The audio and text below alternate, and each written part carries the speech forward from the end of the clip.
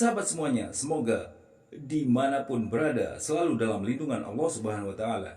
Pada kesempatan kali ini kita akan menyimak sebuah kajian yang penuh hikmah dan pelajaran berharga untuk kehidupan kita sehari-hari. Sebelum kita mulai, jangan lupa untuk menekan tombol like, subscribe, dan share agar dakwah ini semakin luas manfaatnya dan menjadi amal jariah bagi kita semua. Mari kita simak bersama kajian berikut ini. Assalamualaikum warahmatullahi wabarakatuh. Waalaikumsalam warahmatullahi wabarakatuh. Bapak-bapak, ibu-ibu, saudara-saudara kaum muslimin rahimakumullah. Setiap orang menginginkan kebahagiaan dan tidak seorang pun menginginkan kesengsaraan dalam kehidupan ini. Namun nyatanya tidak setiap orang yang ingin bahagia mengetahui jalan yang harus ditempuhnya untuk sampai kepada kebahagiaan itu. Maka pada kesempatan pertemuan kali ini saya ingin menyampaikan sebuah hadis dari junjungan kita baginda Nabi besar Muhammad sallallahu alaihi wasallam yang termuat dalam kitab Mukhtarul Ahadits An-Nabawiyah, di mana beliau bersabda, arba'un min sa'adatil mar'i. Ada 4 perkara yang merupakan tanda dari orang bahagia. Saya mau tanya, di antara saudara-saudara yang hadir di sini, apa ada yang kepengen jadi orang sengsara? Ya. Seluruhnya tentu ingin mendapatkan kebahagiaan. Maka menurut resep dari Nabi kita, tanda orang bahagia itu 4. Jadi kalau saudara ingin bahagia harus mempunyai 4 perkara ini. Yang pertama, orang bahagia itu kata Nabi, darun wasi'un. Punya rumah biar bagus asal gede. Enak ngaturnya. Daripada sudah punya rumah kecil, adanya di pinggir kali, gubuk, kalau hujan bocor, miring lagi, kiamat. Loh, kalau gitu Islam materialis dong. Hadis ini boleh diartikan dengan makna hakiki, arti yang sebenarnya. Boleh diartikan dengan makna majazi, arti kiasan. Kalau dia diartikan dengan arti kias, maka yang dimaksud darun wasi'un ay qalbun wasi'un. Rumah yang luas tidak lain daripada hati yang lapang. Karena di situ kunci kebahagiaan yang sebenarnya. Walaupun kita cuma tinggal di petak berukuran 2 kali 3 meter, kalau hati kita luas rasanya rumah itu. Tapi biar rumah kita halamannya saja puluhan ribu hektar, ada kolam renangnya, kamar tidurnya tidak lagi terhitung. Kalau hati yang menempati rumah itu sempit, maka akan terasa sempit jugalah rumah itu. Tempat bergantungnya tidak lain adalah hati. Marilah kita mencoba melihat berbagai pandangan orang tentang bahagia ini.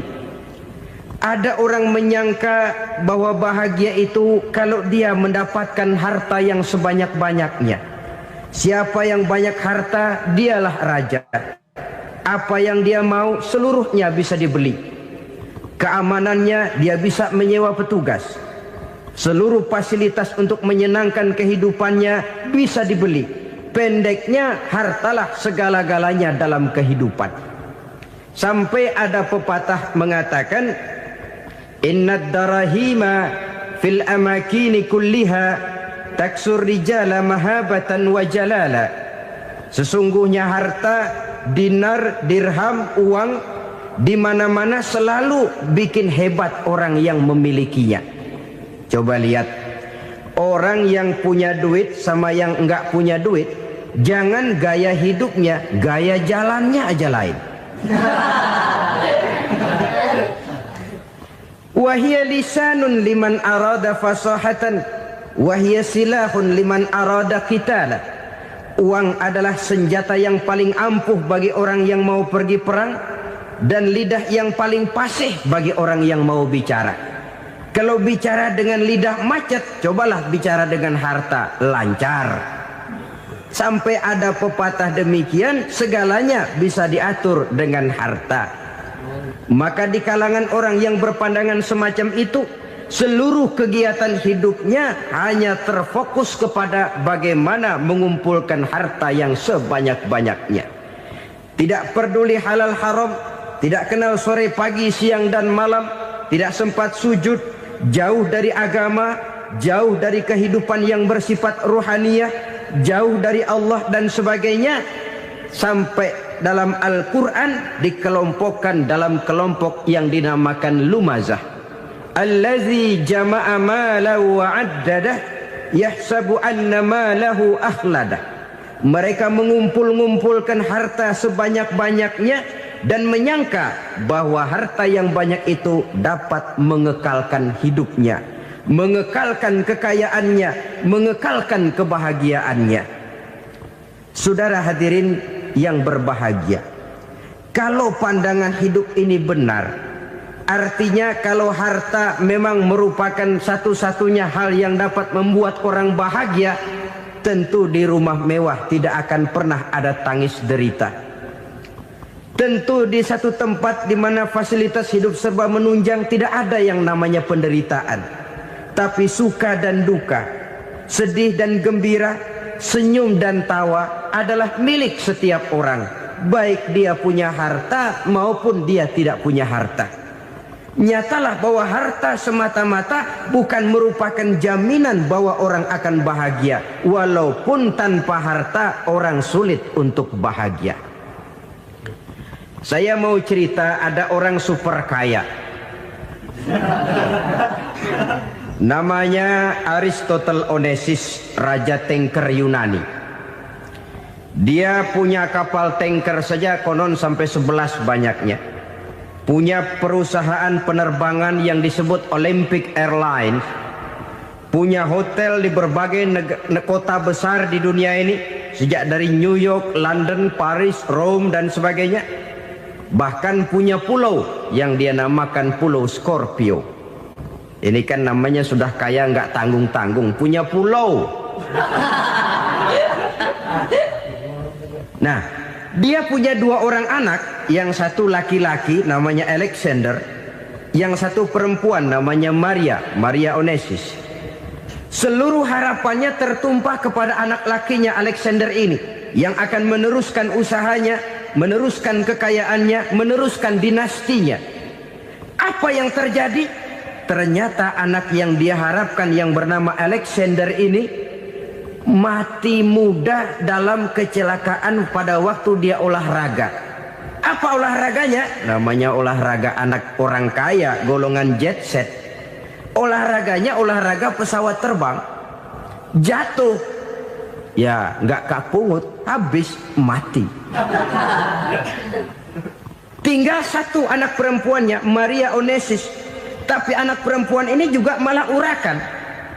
Terakhir dia pacaran, bahkan kemudian kawin sama orang Rusia. Rupanya Aristotle Onesimus ini broken. Kekayaannya yang berlimpah ruah, perusahaannya yang begitu banyak, siapa yang akan meneruskan? Siapa yang akan menggantikan? Sampai kemudian dia mengurung diri di Pulau Scorpio dan mati di sana secara mengenaskan. Seorang multi jutawan, seorang yang super kaya, mati menyendiri di pulau sepi. Ibarat kata pepatah, anak ayam mati di lumbung. Bukan kekurangan makanan, keurugan makanan. Begitu kehidupan Aristotle Onesimus. Dan banyak orang-orang yang sudah demikian kaya sampai dibingungkan oleh kekayaannya sendiri. Telusurilah kehidupan David Rockefeller misalnya, Henry Ford misalnya, Adnan Khashoggi misalnya. Multi jutawan yang kadang-kadang dibuat keder oleh kekayaannya sendiri. Pantas ketika Imam Ali ditawarkan orang, "Ya Ali, kalau kepadamu disuruh pilih ilmu atau harta, kau pilih mana?" Ya jelas pilih ilmu dong. Kenapa? Pertama, ilmu kalau kita berikan kepada orang lain tambah. Tapi harta kalau kita berikan kepada orang lain kurang. Saudara punya uang 10.000, dibagi orang 5.000, jelas uang saudara berkurang. Tapi saudara punya ilmu, diberikan kepada orang lain bisa, saudara pun makin mantep. Tidak lantas jadi bodoh karena ngajarin orang. Saudara bisa Fatihah lalu mengajarkan orang Fatihah, orang bisa, saudara pun makin hafal. Tidak lantas setelah diajarin orang ilmunya hilang. Begitu datang dia minta orang, tolong ajarin saya Fatihah, udah habis, nggak ada.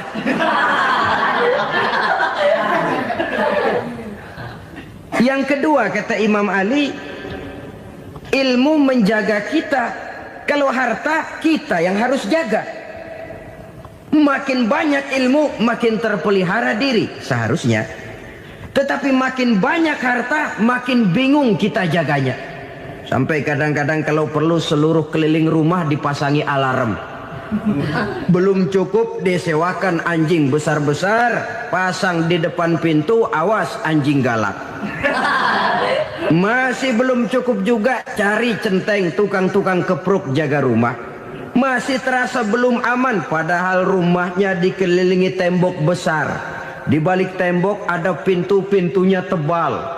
Di balik pintu itu terbuka masuk kamar, kamar pun ada pintunya, pintunya pun kuat. Masuk ke dalam kamar ada lemari, lemarinya pun pintunya kuat, dikunci, kuncinya pun kuat. Tapi terhadap seluruhnya yang timbul cuma sekedar was-was saja. Kesimpulannya sekali lagi, tanpa harta orang memang sulit untuk bahagia. Tapi harta semata-mata tidak merupakan jaminan orang akan bahagia. Dengan hati yang luas, itu modal utama untuk mencapai kebahagiaan hidup.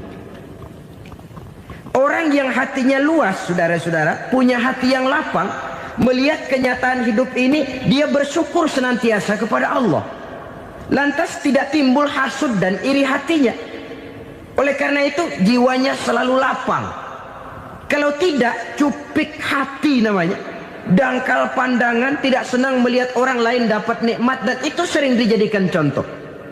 Kalau orang yang lapang dada, dia lihat tetangganya beli TV baru, dia berkata, alhamdulillah ya, tetangga kita beli TV, mudah-mudahan kita bisa ikut nonton. Lapang dadanya. Tapi orang yang sempit hati, lihat tetangga beli televisi, meriang. Enggak diapa-apain, meriang.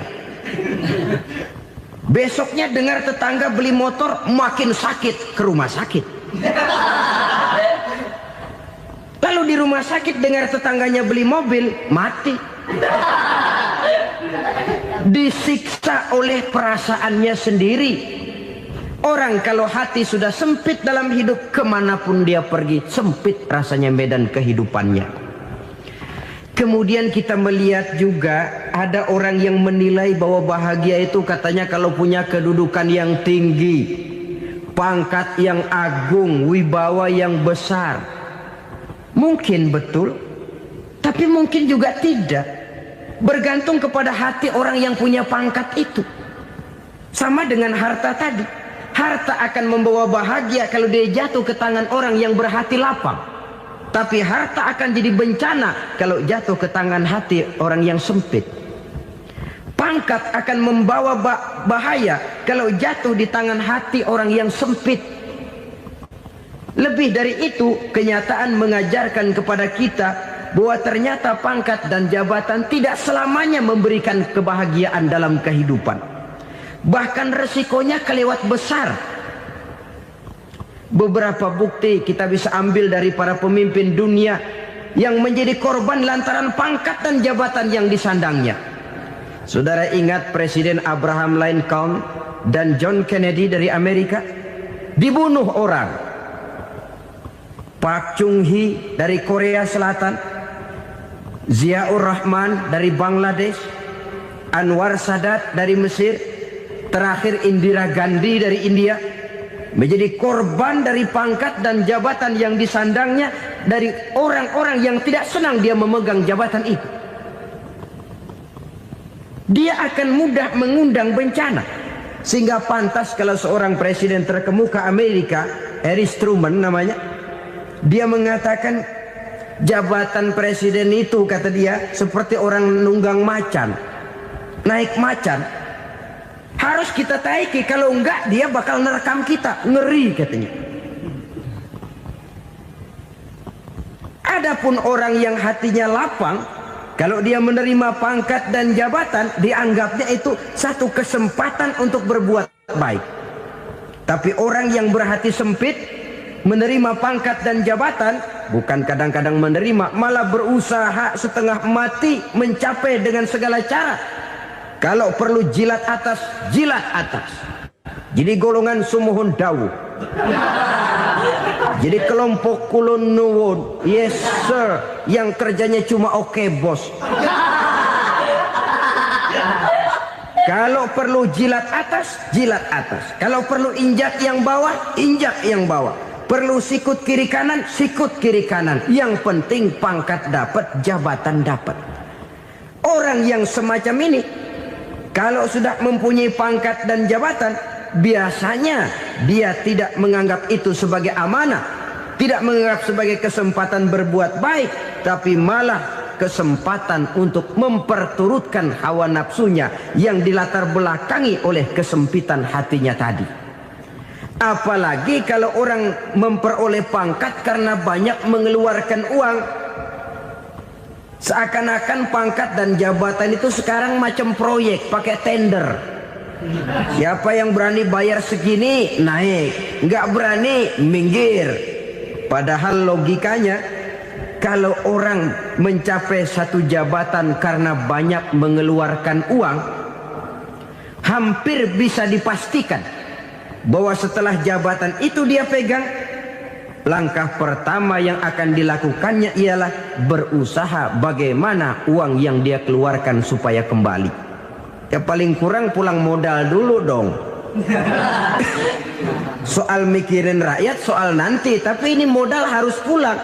Itu celakanya kalau orang memperoleh pangkat dan jabatan cuma karena banyak mengeluarkan uang.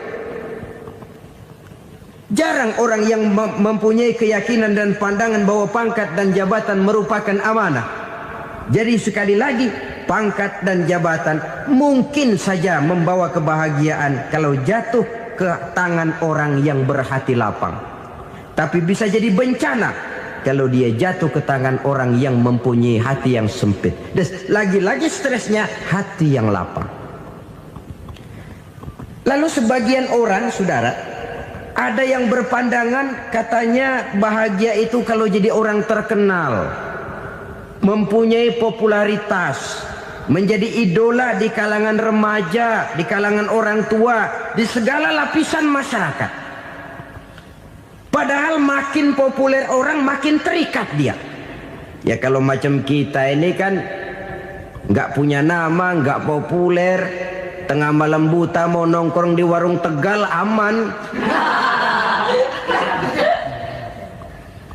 Tapi pangkat, jabatan, kedudukan, popularitas menyebabkan kita diikat dengan berbagai macam peraturan.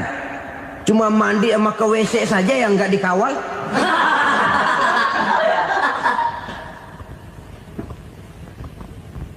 Benarkah popularitas, ketenaran membawa kebahagiaan? Mungkin. Ya, tapi mungkin juga tidak. Kenapa? Banyak orang-orang populer yang mengakhiri hidupnya secara tragis. Kita ambil beberapa nama. Di Amerika tahun 60-an ada bintang seksi paling terkenal yang dijuluki seks bom. Bom seksi. Sampai sekarang jadi legenda, namanya Marilyn Monroe. Singkatan dobelnya itu inisialnya MM, Marilyn Monroe. Terkenal, top, sampai dia mati tahun 62. Namanya sekarang masih saja dibicarakan orang. Kenapa dia bunuh diri? Tidak punya hartakah dia? Banyak. Kurang populerkah dia? Seluruh dunia mengenalnya. Sejak rakyat kecil sampai pejabat tinggi dia punya hubungan. Kenapa? Jenuh. Dia terlahir dalam keadaan yatim. Setelah itu tidak lama dia berangkat remaja, ibunya meninggal.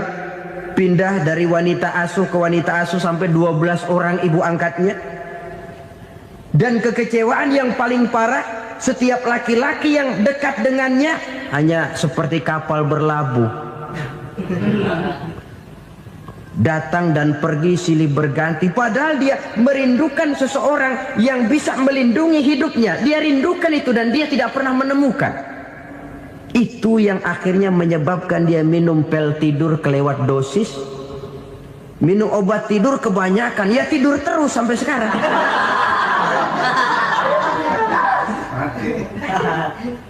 Dia mengakui, saya telah memiliki ketenaran, tapi saya tidak pernah hidup dalam ketenaran itu. Saya pandai main sandiwara, tapi saya ingin hidup dalam alam yang real sebagaimana umumnya orang. Itu yang dia rindukan. Menyusul jejak yang namanya Marilyn Monroe ini, Billie Holiday, saudara kenal tentu. Di rumah sakit dirawat. Dia juga minum obat overdosis, mati lagi. Jimi Hendrix minum obat tidur overdosis kelewat batas, mati lagi. Lalu yang menghanyutkan diri di danau, Janis Joplin dan Brian Jones. Ini orang-orang populer, orang-orang terkemuka yang mengakhiri hidup secara tragis, bukan karena tidak terkenal, mungkin karena sudah saking terkenalnya. Contoh paling belakangan, Bruce Lee. Wah, ini tukang-tukang keprok tentu kenal siapa dia. Sampai sekarang pun tabir kematiannya masih merupakan misteri. Dan yang masih hidup juga menunjukkan gejala yang aneh. Michael Jackson, rumahnya di Beverly Hills itu dijaga sedemikian rupa, dan dia selalu curiga kepada setiap makanan harus steril, bersih dari segala macam kimia. Kemana dia pergi, itu tukang-tukang keprok sudah selalu menjaga dan mengawal, dan dia seakan takut menunjukkan mukanya yang asli. Hingga kalau tampil ke tengah di luar show, dia kadang memakai pakaian yang tidak menunjukkan dia yang sebenarnya, takut dikenali orang. Ternyata popularitas sering jadi momok yang meracuni kehidupan manusia. Oleh karena itu, benarlah junjungan kita pada saat beliau mengajarkan orang akan bahagia kalau dia mempunyai hati yang lapang. Nah, sekarang masalahnya untuk mendapatkan hati yang lapang, caranya bagaimana? Kita kembali kepada konsep Quran. Allah mengajarkan, ala inna bidzikrillahi tatmainnul qulub. Ketahuilah bahwa dengan banyak mengingat Allah, hati akan tenang, jiwa akan lapang. Dengan kata lain, dekat dengan agama, merasakan kehadiran Allah dekat dalam hidup. Itu muara pertama untuk mencapai hati yang lapang. Ala inna bizikrillahi tatmainnul qulub. Jangan macam orang sekarang ingin mendapatkan ketenangan lalu tapak di puncak gunung, di gua-gua, di tempat sepi. Iyalah kalau nggak ada ular. Kalau tergigit ular berbisa, ketenangan belum, mati jelas itu. Islam positif untuk mendapatkan ketenangan. Ala inna bizikrillahi tatmainnul qulubi. Bahwa ketahuilah bahwa dengan banyak mengingat Allah, hati akan tenang, jiwa akan lapang, nuansa pikiran akan luas. Karena yang namanya bahagia ada dimanapun manusia berada. Di kampung ada bahagia, di kota ada bahagia. Di ngarai, di lembah, di gunung, di hutan, di lautan, di angkasa luar, dimanapun bahagia itu ada kalau kita bermodalkan hati yang lapang ini. Dan hati akan lapang kalau kita dekat dengan agama. Dekat dengan harta buat sementara hati mungkin tenang, tapi ketenangan yang relatif dan temporer. Apalagi orang tiap kali tambah harta, tiap kali tambah rencana, itu wajar. Mungkin sebelumnya saudara berpikir, kalau punya duit 5.000 enak nih. Begitu punya duit 5.000, aduh sayang kalau 10.000 aja. Tiap kali tambah harta, tiap kali lain rencana. Makin banyak rencana, makin menjauhkan kita dari yang namanya ketenangan. Padahal ketenangan merupakan unsur utama untuk mencapai bahagia. Dan ketenangan itu bermuara dalam hati manusia. Tengoklah kehidupan ini. Orang yang banyak harta dengan orang miskin, berbedakah rasa sakit yang mereka tanggungkan? Rasanya tidak. Walaupun si kaya tidur di kasur empuk berselimutkan sutra mahal, sementara si miskin meringkuk di balai bambu yang keras dan kasar. Apabila maut datang, dia juga tidak pernah pilih bulu. Maut datang menjemput si kaya di singgasana keemasannya, dikelilingi oleh para pengasuh, dayang dan inang serta para pengawal. Dan maut pun datang menjemput si miskin papa, sehingga ia tergelepar di tepian jalan. Kedua-duanya bernama mati. Kalau nyata bahwa sakit yang ditanggung si kaya tidak beda dengan sakit yang ditanggung si miskin, bukan harta semata yang membuat orang bahagia. Hati yang tenang, jiwa yang lapang penuh kedamaian, karena banyak berzikir dan mengingat Allah, itu merupakan modal utama untuk mencapai sesuatu yang bernama bahagia.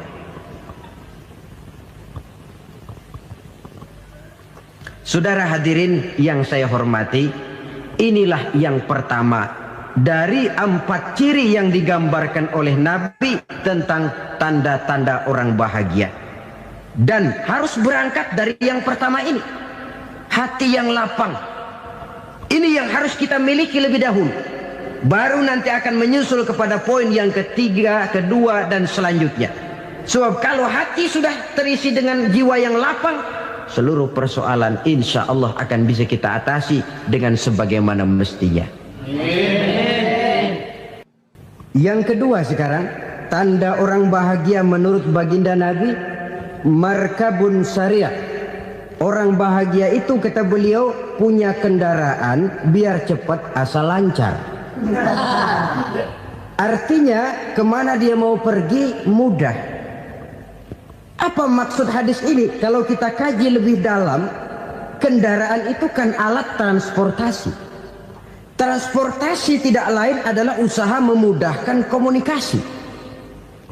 Pindah dari situ kepada teori bahwa manusia adalah zon political, makhluk bermasyarakat yang tidak bisa memenuhi kebutuhan hidupnya secara sendirian. Kita memerlukan keberadaan orang lain dalam kehidupan ini.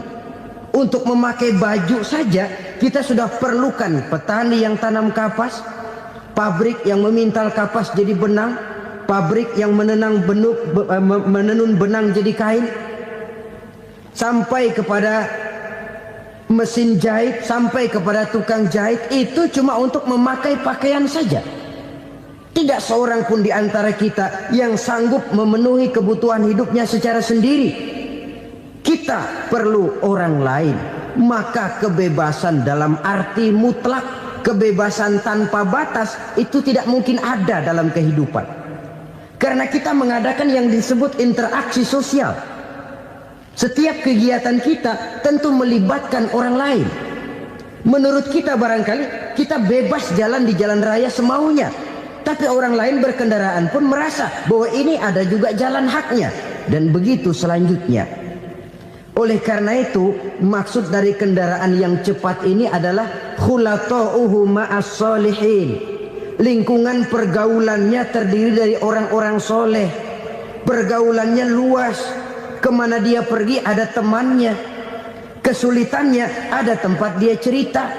Dan kesulitan kalau sudah diceritakan kepada orang lain, taruh kata orang itu tidak bisa menolong, namun menceritakannya kepada orang yang kita percayai, kan paling kurang sudah mengurangi beban jiwa, mengurangi tanggungan batin, merasa masih ada tempat kita cerita. Maka lebih baik orang awam yang mau bergaul ketimbang orang setengah alim tapi ngunci pintu. Sebab nantinya akan timbul sikap picik, cupik pandangan, dan tidak luas menghadapi kenyataan dalam kehidupan ini. Masya Allah, sahabat semuanya. Penjelasan yang baru saja kita dengarkan mengandung pelajaran yang sangat berharga bagi kehidupan kita. Semoga Allah membuka hati kita untuk menerima kebenaran dan mengamalkannya dalam kehidupan sehari-hari. Bagi sahabat yang baru bergabung, jangan lupa dukung channel ini dengan like, subscribe, dan aktifkan lonceng notifikasi agar tidak ketinggalan kajian-kajian Islam lainnya. Mari kita lanjutkan kembali pembahasan yang sangat menarik ini. Namun yang harus kita garis bawahi, pergaulan memang mesti luas. Namun jangan sekali-kali lupa bahwa pergaulan sangat besar pengaruhnya dalam ikut membentuk kepribadian manusia.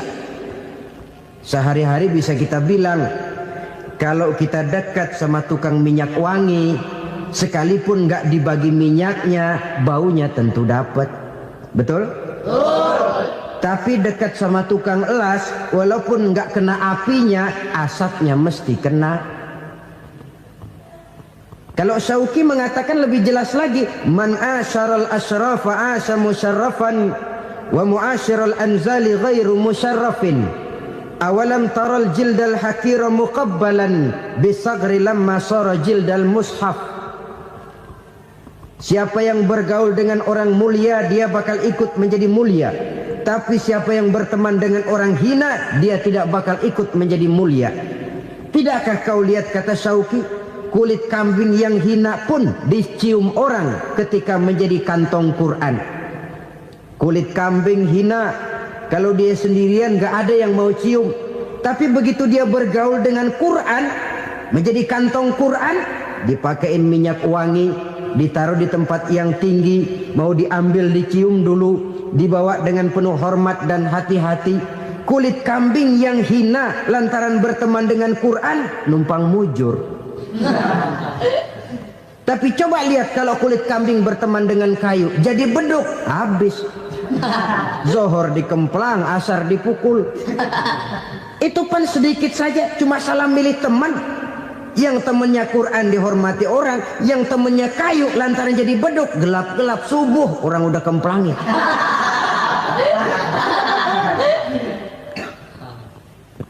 Maka terutama kepada adik-adik remaja yang masih mencari identitas diri, yang ibarat kaset masih kaset kosong, mudah diisi oleh apapun, pandai-pandailah memilih teman dalam bergaul. Karena banyak orang yang tadinya baik-baik, ketika terseret dalam pergaulan dengan orang yang tidak baik, kebaikannya menjadi lentur dan luntur. Tapi berapa banyak bajingan-bajingan tengik, orang-orang yang berlumur noda dan dosa, tiap hari melakukan maksiat, namun bergaul dengan orang yang baik-baik, pada akhirnya sedikit demi sedikit beringsut dan berangsur dia terbiasa mengikuti kebaikan-kebaikan. Saya tekankan ini kepada remaja karena mereka masih mencari identitas diri. Apa yang mereka lihat mereka mau, apa yang mereka dengar mereka ingin tahu. Coba lihat kehidupan remaja. Pulang nonton film Rambo, pengen jadi Rambo, gagah, maunya belekai melulu. Pulang nonton film Superman, pengen bisa terbang. Pulang nonton India, nyanyi melulu. Wajar, mereka masih mencari identitas diri. Saya ini sebenarnya siapa? Lingkungan, pergaulan akan membentuk itu. Karena itu pandai-pandailah bergaul, karena ia sangat besar pengaruhnya dalam ikut membentuk kepribadian manusia. Apalagi sifat yang jelek lebih cepat menularnya ketimbang sifat yang baik. Sifat yang baik, watak yang soleh itu lambat sekali untuk menular. Tapi yang tidak baik, kan prosesnya mah kalau remaja biasanya mula-mula dengar. Karena dengar lalu pengen tahu.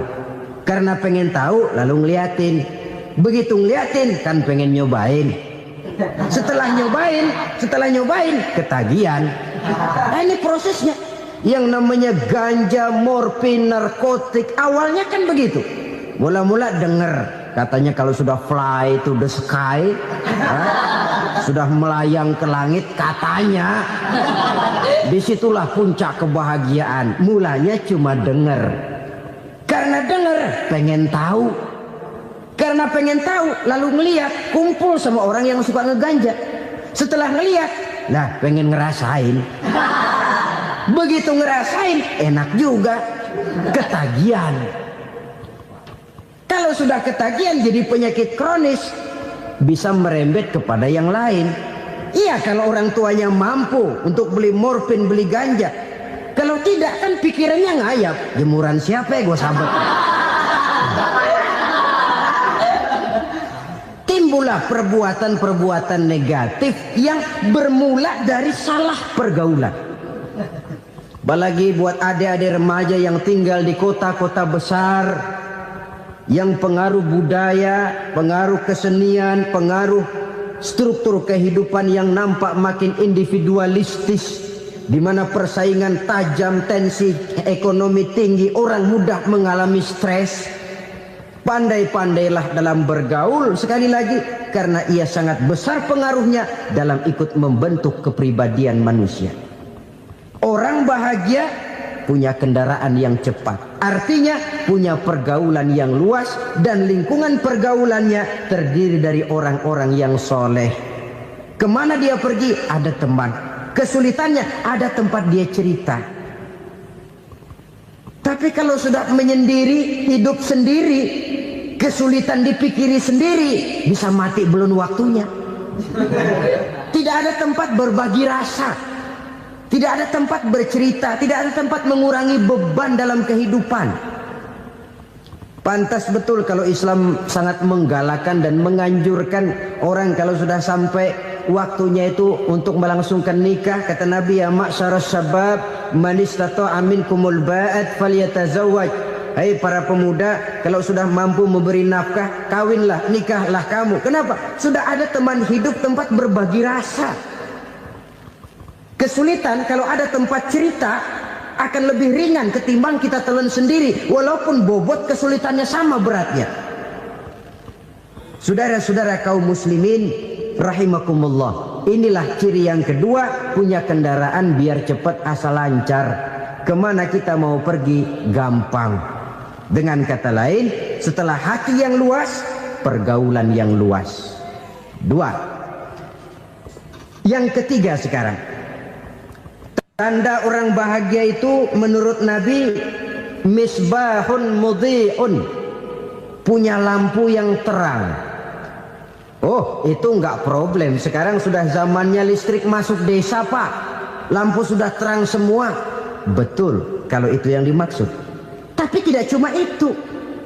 Karena lampu yang dimaksud di sini, lampu yang akan menerangi seluruh perjalanan hidup. Dan perjalanan hidup itu sudah dimulai sejak kita terlahir ke alam ini, sampai masuk ke alam barzah, kumpul di padang mahsyar, sampai ke akhirat. Lampu yang menerangi itu yang diperlukan. Kalau lampu, katakanlah yang paling top sekarang kan lampu jenis Mercury. Taruhlah itu di rumah kita, dia cuma menerangi rumah kita, menerangi hati pun tidak sanggup. Bila kita masuk ke alam barzah, alam kubur, sanggupkah si Mercury yang begitu terang menerangi alam barzah kita? Tidak sanggup lagi. Sanggupkah lampu yang ratusan watt, bahkan puluhan ribu watt menerangi kehidupan di padang mahsyar? Tidak akan sanggup lagi. Kalau demikian, yang dimaksud lampu yang terang di sini apa? Tidak lain amal soleh, kebajikan yang kita lakukan dalam hidup. Itu yang akan jadi lampu penerang. Di dunia nama kita akan terang. Jasad kita boleh hancur terkubur tanah, tapi nama kita akan dikenang orang. Begitulah kalau orang meninggalkan kebajikan dalam hidup seperti sekarang.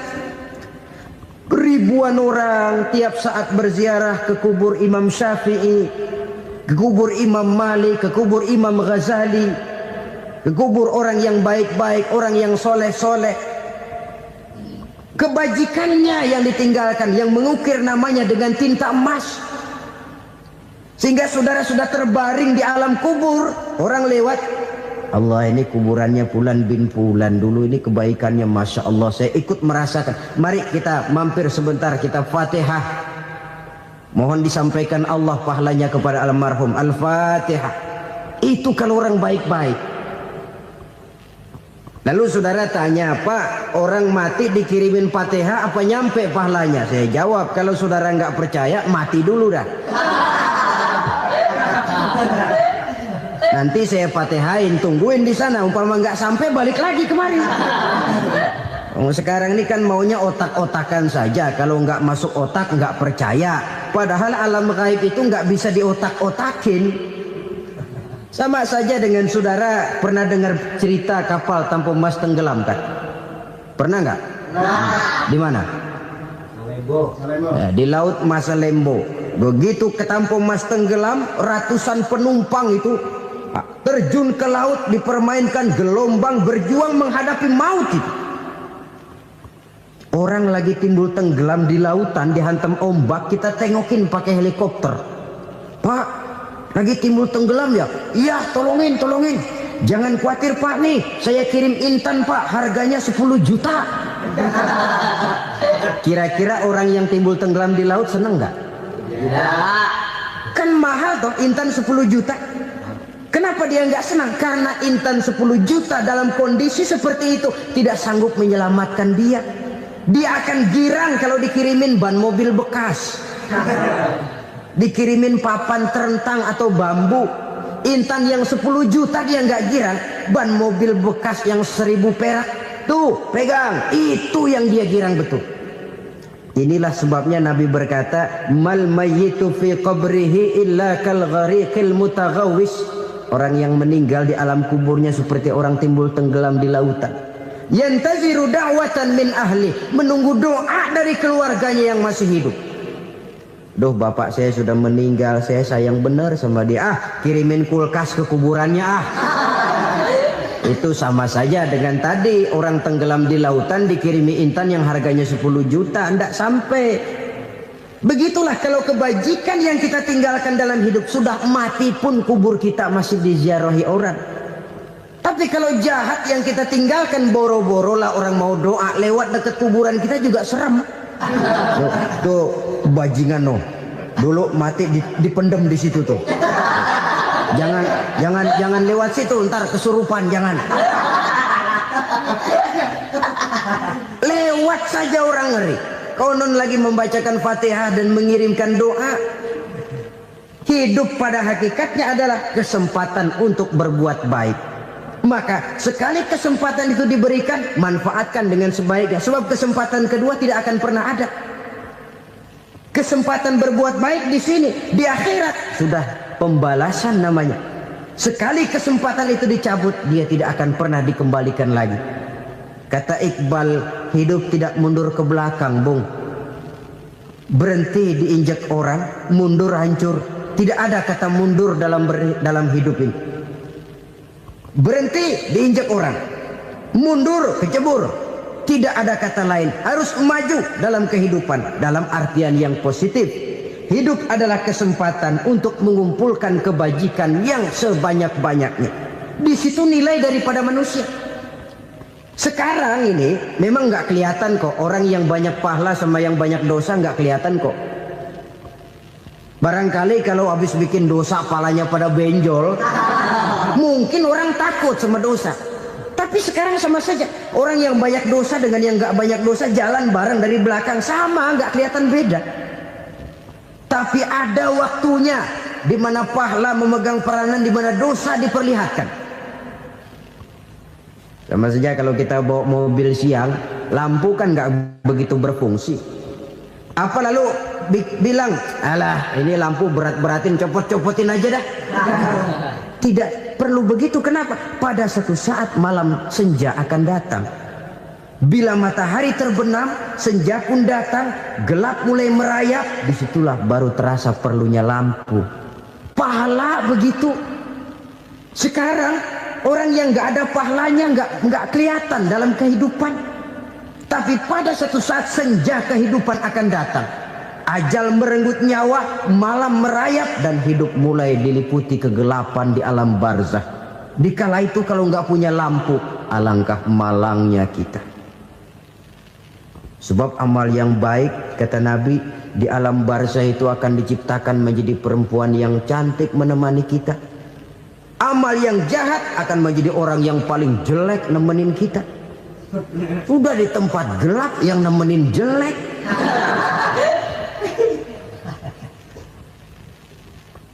Kaum muslimin rahimakumullah. Kalau demikian masalahnya, tergantunglah kita pandai memanfaatkan waktu. Al-waktu kasayf. Waktu itu cepat sekali. Yang namanya waktu itu tahu-tahu. Tahu-tahu udah tahun 87. Tahu-tahu udah begitu. Tahu-tahu yang kemarin anak-anak sekarang udah pada punya anak. Tahu-tahu saja itu. Begitu cepat waktu berlalu. Kalau tidaklah pandai kita memanfaatkannya, akan rugi kita. Nabi bersabda, "Man kana yaumuhu khairun min amsihi fahuwa rabih." Barang siapa yang hari ini lebih baik daripada hari kemarin, itu orang untung. Hari ini lebih baik daripada kemarin. Bulan ini lebih baik dari bulan kemarin. Tahun ini lebih baik dari tahun kemarin. Itu orang yang beruntung. Tahun kemarin sembayangnya maghrib doang, sekarang udah tambah isya. Tahun kemarin cuman Idul Fitri aja ngancem bener, sekarang udah tambah Jumat, lalu tambah lagi maghrib, tambah lagi isya, dan selanjutnya. Hari ini lebih baik daripada kemarin, itu orang yang beruntung. Wa man kana yaumuhu mislu amsihi fahuwa khasir. Lalu barang siapa yang hari ini sama saja dengan hari kemarin, itu orang rugi. Hari ini sama dengan kemarin, rugi itu.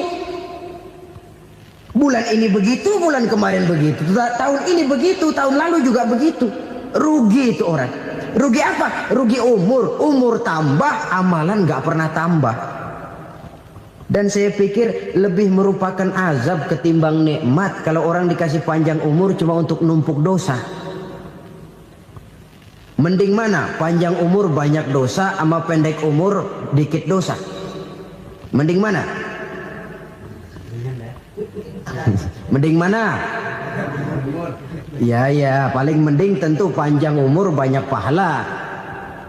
Tapi kalau tidak, sekali lagi, lebih merupakan azab ketimbang nikmat kalau orang diberikan panjang umur tapi cuma untuk sekedar menumpuk dosa. Kehilangan kesadaran bahwa dunia bukan terminal akhir dari satu perjalanan. Dia cuma halte di mana kita berhenti sebentar untuk menuju kepada terminal yang hakiki. Saudara-saudara kaum muslimin rahimakumullah. Inilah lampu yang akan menerangi kehidupan. Amal yang kita lakukan di dalam kehidupan. Jadi yang dimaksud dengan lampu yang terang, kebajikan yang kita kerjakan dalam hidup. Nah, setiap orang di awal tadi saya bilang ingin bahagia. Bahagia itu kan hakikatnya kumpulan senang dan selamat. Senang, selamat. Apa bedanya? Senang tapi tidak selamat, nggak bahagia. Selamat tapi nggak senang, nggak bahagia orang. Contoh, kalau orang korupsi, duitnya banyak, senang dia, tapi keselamatannya. Ada tentara baris di samping rumahnya udah bingung, padahal tentara latihan.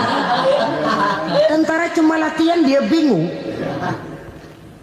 Senang, tapi karena keselamatannya tidak terjamin, dia tidak bahagia. Sebaliknya pegawai negeri jujur benar cuma segaji-gajinya, selamat nggak korupsi tapi melarat, ya nggak bahagia juga, kurang senang. Kesenangan dan keselamatan untuk dunia saja, ya sekali lagi, kalau cuma sekedar untuk dunia saja bisa dibeli pakai uang, bisa dibeli pakai uang. Saudara ingin selamat bisa dibeli pakai uang, saudara ingin senang bisa dibeli dengan uang. Tapi setelah mati masuk ke alam barzah, habis kekuasaan uang. Nggak bisa lagi beli keselamatan pakai uang, tidak mungkin lagi membeli kesenangan dengan uang. Di situ pahala yang megang peranan. Makin banyak pahala, makin banyak saham untuk membeli kesenangan dan keselamatan, untuk memperoleh yang namanya bahagia. Dan jangan lupa loh, di alam barzah kita nggak sebentar, menunggu datangnya kiamat. Loh iya, kalau kita begitu dikuburin terus kiamat datang, untung. Tapi kalau masih harus 1000, 2000, puluhan ribu tahun yang akan datang dalam satu penantian yang begitu lama, tanpa saham untuk memperoleh kebahagiaan. Satu kemalangan yang tidak ada pernah putus-putusnya. Janganlah tergelincir oleh kebahagiaan sebentar yang menipu dengan mengorbankan kebahagiaan hakiki yang berjangka panjang. Apa artinya senyum sejenak kalau harus ditebus dengan tangis seumur hidup? Biarlah kita minum jamu, pahit memang, getir memang, tapi kan besok badan sehat. Daripada sekarang minum sirup, manis memang, enak memang, tapi bibir pada jontor besoknya. Sirawan, batuk, nggak karu-karuan. Banyak orang tertipu oleh kesenangan yang sebentar. Padahal laisa kullu ma yalma'u zahaban. Belum tentu semua yang berkilat itu emas. Belum tentu semua yang gemerlap itu intan. Karena itu marilah manfaatkan kesempatan yang diberikan Allah ini untuk mengumpulkan kebajikan yang sebanyak-banyaknya. Yang terakhir sekarang, yang keempat, tanda orang bahagia kata Nabi. Zaujatun salihah. Orang bahagia itu tanda yang keempat kata Nabi, punya istri biar cakep asal taat. Sudah surga itu kita. Cakep taat. Istri kayak gitu, kalau belum mati jangan dikuburin dulu. Sudah cakep taat lagi. Tapi kadang-kadang enggak, udah jelek ngadat melulu. Apa yang mau dipilih? Sebab itu Quran mengatakan istri pakaian untuk suami, suami pakaian untuk istri. Kenapa suami istri diibaratkan pakaian? Alangkah tingginya gaya bahasa Quran ini. Suami istri teman hidup, hidup perjalanan panjang. Sejak kita dalam rahim sudah ada hidup kan di sini. Sampai ke alam dunia, masuk ke alam barzah, kumpul di padang mahsyar, sampai menuju akhirat, itu perjalanan hidup. Carilah istri atau suami teman hidup yang membawa manfaat tidak hanya kehidupan di dunia ini, sampai di alam barzah, sampai di padang mahsyar. Suaminya mungkin meninggal lebih dulu atau istrinya mungkin meninggal lebih dulu. Tapi suami atau istri yang masih hidup berbuat kebajikan. Suami saya meninggal, ada hartanya, saya sedekahkan, niat pahala untuk almarhum suami saya. Ini teman hidup. Tidak dibatasi dan tidak bisa dipisahkan oleh maut sekalipun. Zohirnya mungkin pisah, badannya mungkin pisah, tapi hatinya, jiwanya, kebersamaannya dalam menghadapi kehidupan. Karena itu, saudara-saudara, bahasa Quran indah. Suami istri diibaratkan seperti pakaian. Apa fungsi pakaian? Pertama, pakaian jadi kebanggaan. Artinya suami harus menjadi kebanggaan istri, istri harus jadi kebanggaan suami. Yang kedua, pakaian itu kan fungsinya menutup aurat. Artinya sesama suami istri harus saling menjaga kekurangan masing-masing. Jangan malah sesama suami istri saling membongkar rahasia dan aibnya sendiri-sendiri. Istrinya diceritain jeleknya di mana-mana, atau suaminya dibongkar rahasianya di pasar umum.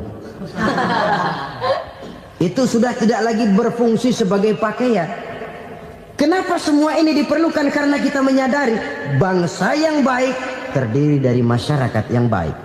Masyarakat yang baik merupakan susunan dari warga yang baik.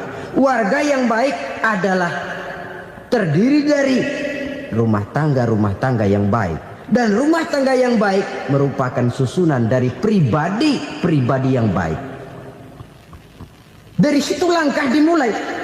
Membangun satu bangsa yang baik diawali dengan membangun rumah tangga yang baik, dengan menciptakan pribadi-pribadi yang baik. Sehingga dari sini diharapkan berkembanglah nilai-nilai kebaikan. Orang akan bahagia mempunyai istri yang soleh. Kenapa? Tidak ada seorang suami bisa sukses jadi apapun dia, apapun profesinya. Dokterkah, kiaikah, mubalikah, petanikah, pengusahakah, pejabat tinggikah, tidak ada seorang suami yang bisa sukses tanpa peran serta istrinya. Walaupun memang peranan itu tidak begitu kelihatan, tapi sangat menentukan. Karena itu, saudara hadirin yang saya hormati, Islam sangat menghargai kaum wanita, memberikan kedudukan yang tinggi sepanjang tidak mematikan kodrat kewanitaannya.